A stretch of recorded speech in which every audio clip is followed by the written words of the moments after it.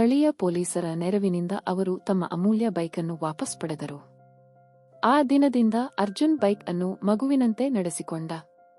ಅವನು ಅದನ್ನು ಸುರಕ್ಷಿತವಾಗಿ ಲಾಕ್ ಮಾಡಿದನು, ನಿಯಮಿತವಾಗಿ ಅದನ್ನು ಸ್ವಚ್ಛಗೊಳಿಸಿದನು ಮತ್ತು ಅದನ್ನು ಗಮನಿಸದೇ ಬಿಡಲಿಲ್ಲ. ನಷ್ಟವು ಅವನ ಬಳಿಯಿರುವ ನಿಜವಾದ ಮೌಲ್ಯವನ್ನು ಅವನಿಗೆ ಕಲಿಸಿತು. ಅರ್ಜುನ್ನ ತಂದೆ ತಾಯಿಗಳು ಅವನ ರೂಪಾಂತರವನ್ನು ಕಂಡು ಹೆಮ್ಮೆಯಿಂದ ಮುಗುಳ್ನಕ್ಕರು. ಜವಾಬ್ದಾರಿ ಎಂದರೆ ಏನನ್ನಾದರೂ ಕೇಳುವುದು ಮಾತ್ರವಲ್ಲ, ಅದು ನಿಮ್ಮ ಬಳಿ ಇದ್ದಾಗ ಅದನ್ನು ನೋಡಿಕೊಳ್ಳುವುದು ಎಂದು ಅವರ ತಂದೆ ಹೇಳಿದರು. ಆದ್ದರಿಂದ ಅರ್ಜುನ್ ಮತ್ತು ಅವನ ಬೈಕ್ ಬೇರ್ಪಡಿಸಲಾಗದ ಒಡನಾಡಿಗಳಾದರು. ಅವರ ಬಂಧವು ಎಂದಿಗಿಂತಲೂ ಗಟ್ಟಿಯಾಗಿದೆ. ನೈತಿಕತೆ: ನಿಮ್ಮಲ್ಲಿರುವುದನ್ನು ಪಾಲಿಸಿ ಮತ್ತು ನೀವು ಗೌರವಿಸುವ ವಿಷಯಗಳಿಗೆ ಜವಾಬ್ದಾರಿಯನ್ನು ತೆಗೆದುಕೊಳ್ಳಿ. ಆಗ ಮಾತ್ರ ನೀವು ಅವರ ಮೌಲ್ಯವನ್ನು ನಿಜವಾಗಿಯೂ ಅರ್ಥಮಾಡಿಕೊಳ್ಳಬಹುದು.